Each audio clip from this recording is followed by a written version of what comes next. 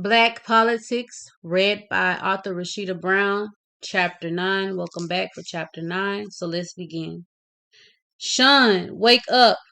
You're going to be late for school, Miss Jones called, walking towards Sean's room. Come on, Mom, give me a few more minutes, Sean said, pulling the cover over his head. Now, we both know what your few minutes mean. Get on up so you will have time to eat and take your medicine. I made your favor, Miss Jones said, walking out of the room.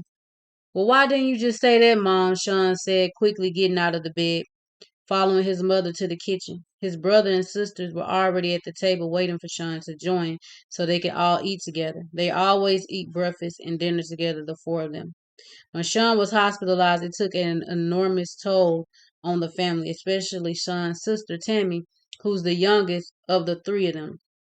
Tammy was 5 years old and his brother Eric was 8 years old.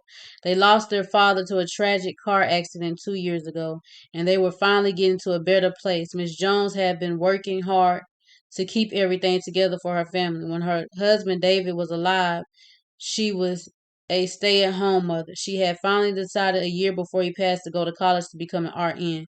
When David died, she was left with no choice but to get a job. It's been hard on her to juggle her job, education, and being a mother.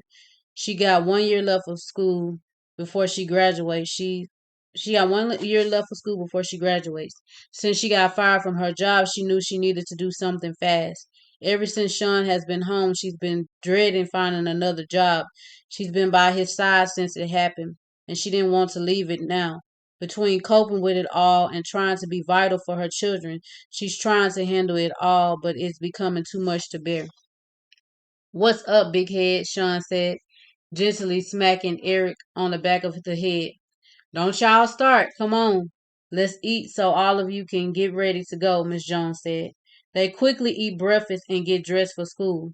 Ever since the situation with Sean happened, Miss Jones has started taking the kids to school. She's considering homeschooling them so she can be around them all the time.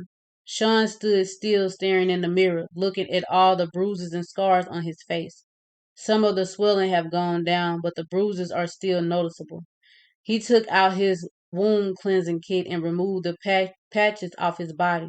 He has one on his lower abdominal, abdominals, on the right side. The most extensive wound is on the right side of his chest. He doesn't like his mother to clean it because he hates that she must see him like this. He doesn't want her or any of his family to see him like this. He finished dressing his wound and puts his clothes on. Come on, y'all, it's time to go, Miss Jones yelled, standing in the living room holding the front door open. All three of the kids would come rushing around the corner, grabbing their lunch and backpacks. She pulled up to West School and waited in line to drop the kids off. Today is Sean's first day back to school. Don't forget to get in the car, Ryder's line. I will be here to pick y'all up, Miss Jones instructed, looking at all three of her children. We will, Mom. I'll make sure Eric and Tammy don't get on the bus, Sean assured her, getting out of the car. Hey, don't forget to have fun, Miss Jones hollered out to them. Hey, don't forget to have fun, Miss Jones hollered out to Sean. He looked back and smiled at his mom, waving at her before entering the building. As Sean entered the building, a group of kids would come running up to him. Sean! Hey, everybody, look! Sean's back! A group of kids yelled, running towards Sean. They surrounded him, asking too many questions at one time for Sean to answer. Hey, how did it feel getting shot? One boy asked. That's a stupid question, the girl says. Well, you're right, it was. I'm sorry, Sean. We all just want to know what happened, the boy said apologetically. It's okay, I understand, but I don't want to talk about it now. Maybe later, Sean said, navigating through the crowd. Hey, why don't we all give Sean some space? Principal Tanya said, standing between the crowd of kids and Sean. Hey, Sean, I'm glad you're back, Miss Tanya said, hugging Sean. Let's get you to class, she said. Sean played out what would happen on his first day back to school. He didn't think he would be getting this much attention when he went back. Sean didn't know a black boy getting shot in America mattered much to anybody. There were mixed feelings between the kids at school, but most of them were happy he was okay. All right, here you are. If you need anything, you know where my office is, Principal Tanya said, walking off. Sean walked into the classroom and took his seat at his desk. All right, class, settle down. Take out your math workbooks and turn to page 85, Miss Bridges instructed. Then she walked around passing out a package to everyone. This is a homework package for the week, and as usual, it is due this Friday. So take your time with it and make sure your parents or someone helps you with it at home. Miss Bridges instructed the class. When she reached Sean desk, she stopped and smiled at him. It's so great to have you back. If you need any help with anything, just let me know. I put in some additional instructions for you to help you get caught up, Miss Bridges said. Thank you, Sean replied, looking at the package Miss Bridges passed out. As the school day went along, Sean started to get more comfortable with being there. At first, he didn't say much to any of the kids, including his friends. It was lunchtime and Sean went to sit down at the table he always sat at with his friends. They were already sitting there waiting for him. He had Keisha, Tony, Rashad, Justin, and Emily. They have all been friends since kindergarten.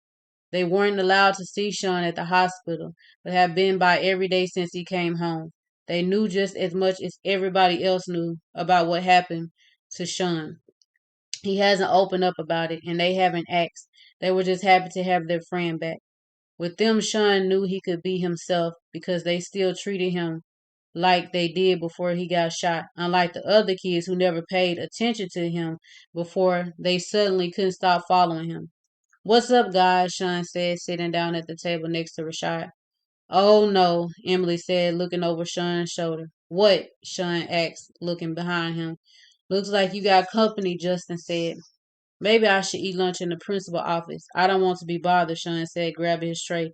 Sit down, Keisha said, pointing at the table. Do not let them run you off. We always sit here, and we will continue to. Nothing changes, remember? Sean nodded his head and sat back down. Yeah, nothing changes, they all say, placing their hands on top of each other. A group of kids walked over to the table sitting next to Sean's friend. Sean sat at the end of the table so nobody could sit beside him. Mind if we sit, Justine asked. Looks like you're already here. Look like you already are, Keisha quipped. Quiped. Great, come on, guys, Justine said to a crowd of kids who were waiting for approval to sit. They all gathered at the table with Sean and his friends and the table behind him. So Sean, Jake said before Keisha interrupts him.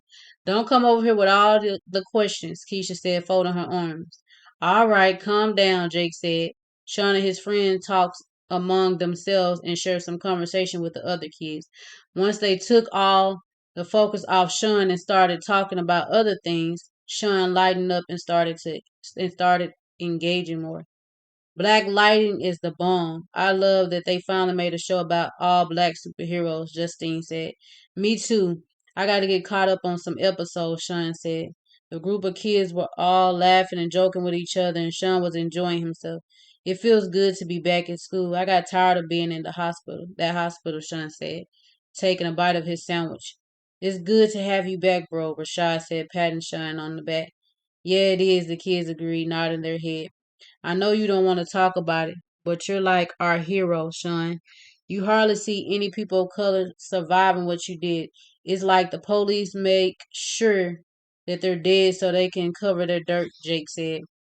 I'm no hero, man. I'm just a kid who survived, Sean said, holding his head down, fiddling with his food. Yes, you are. You might not see it, but to us, you are a hero. Not only did you survive, but you're strong enough to get in front of a lot of people and tell your story, Justine insisted. I don't think I could do it, Justin said, smiling at Sean. Me neither, some of the kids said. As they were singing praises to Sean, a group of Caucasian girls walked over to the table.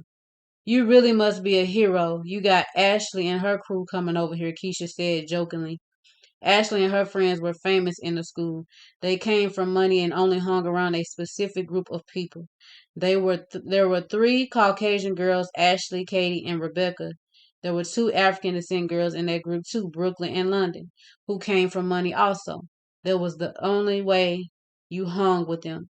As they approached the table, all the kids stopped talking and turned their attention to them. Y'all lost or something? Keisha asked sarcastically. All the kids burst out laughing. Very funny, Ashley said, crossing her arms. We just came over here to see what all the fuss is about, Ashley said. Fuss? What fuss? Keisha asked. I mean, I hear a lot of talk about a hero or something, Ashley said in a snotty tone, looking around the table. Okay, what's the problem? Keisha asked. Well, if I'm being honest, we think it's a bunch of crap to be calling someone a hero who's trying to ruin people's lives. I thought heroes save people. They do not try to destroy them, Ashley said with her hand on her hip, eyeballing Sean. What are you talking about? Who life am I ruining? Sean asked, standing to his feet. My dad is a police officer, and I heard him talking about a protest that you're a part of. So he said that you would be speaking there to tell your side of the story, Ashley said. That's right, I am, but I still don't see what that got to do with you and your dad. My dad was one of the cops who were there when you got shot. He said that your story is no different from any other. They felt threatened and did what they had to do, Ashley said. Well, if shooting an unarmed 10-year-old is what they had to do, then I feel sorry for you, Sean shot back. After that, everybody eyeballed Ashley and her friends. How about y'all go back to your table and mind your business, Keisha said, standing to her feet. Come on, girls. I don't know why we wasted our time coming over here, Ashley huffed. Right. They're not even worth our time, Rebecca agreed. The two African descent girls hold their heads down as they walk by. They could feel the tension towards them. Just keep your mouth shut, Ashley whispered to Sean as she walked by. Don't worry about them. They don't have anything better to do, Rashad said, placing his arm around Sean's neck. Sean finished up eating lunch with his friends and headed back to class. Sean kept quiet for the remaining school time, just doing his schoolwork and trying to get through the day.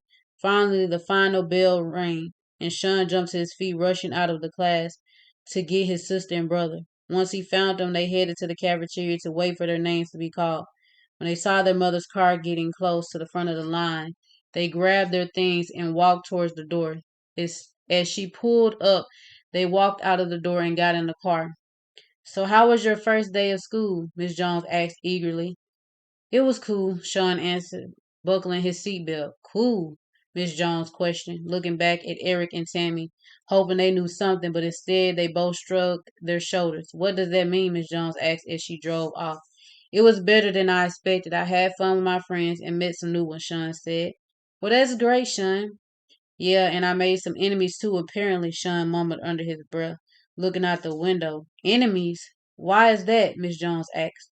I don't know. Some girl and her friends at my school are mad because I'm speaking at the protest, Sean said, continuing to look out the window.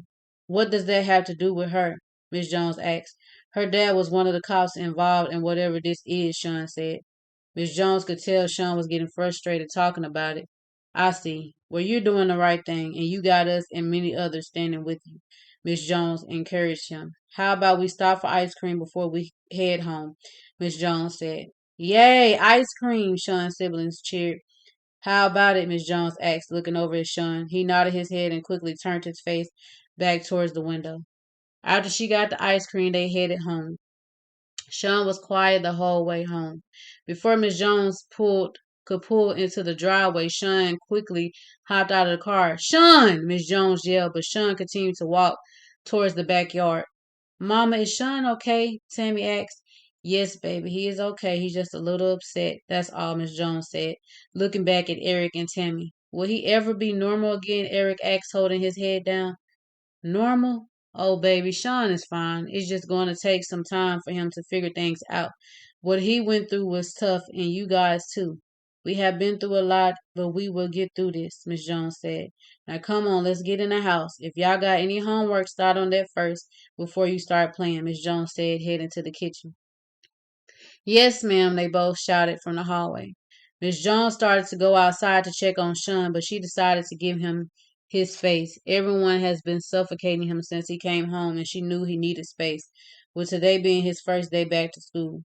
She started cooking dinner for the kids, spaghetti and garlic bread. The kids loved that, and she thought it would put Sean in a better mood. She turned on some music and danced around the kitchen as she cooked. As she twirled around the kitchen, she noticed Sean in the backyard sitting with his headphones on, writing in his notepad. He hasn't written in that notepad since he's been home. My baby, Miss Sean said, placing her hands over her heart. smiling. Sean looked up at his mother, smiling, nodding his head. As she was about to walk away from the window, her phone started ringing in her pocket. Hello, Terry speaking, Miss Jones said. Hi, Miss Jones. How are you doing? It's Adara. I'm calling you from my office phone. My cell phone is dead, Adara said. Oh, it's no problem. And I'm doing great. How about you? Miss Jones asked. I'm great, thanks for asking, Adara replied. Good to hear, Miss Jones said. I was calling to make sure y'all were still on board with speaking at the event, Adara said. Yes, ma'am, we are. Nothing has changed on our end, Miss Jones said. Great to hear. So here's the thing. I was talking to the team, and they think it would be a great idea to show the video at the event. I wanted to run that by you first to make sure you and Sean would be okay with that. It would be the first time anybody saw what happened that day, Adara added. I'm not sure if Sean could handle that. Let me talk to him and see what he thinks, and I will give you a call back, Miss Jones said. Yes, ma'am. Yes, ma'am. Talk to you later, Dara said. After Miss Jones hung up the phone, she headed outside to talk to Sean. She sat down on the ground beside him. Sean removed his headphones. Can I talk to you for a moment? Miss Jones asked. Yes, ma'am. If it's about earlier, I'm sorry, Mom. I just wanted some space, but I could have handled it better, Sean apologized. No, baby, it's not about that. I understand sometimes you need your space, and I'm okay with it. Don't ever feel like you can't tell me or anybody else that. And you're right, you could have handled it better, boy. What if I would have run over them little feet of yours? Miss Jones said jokingly. They both burst out laughing. Then I would have then I wouldn't be able to jump out the car anymore, Sean said jokingly. Miss Jones smiled looking at Sean. It felt good to hear him laugh, and now she had to talk about something so heavy. Look, I just got off the phone with Adara, and she wants to know if it's okay if they show the video at the event. But of course, it's totally up to you. We don't have to do it, Miss Jones said, placing her arms around Sean. Let's do it, Mom. I want people like Ashley and her friends to see what happened. I didn't deserve this.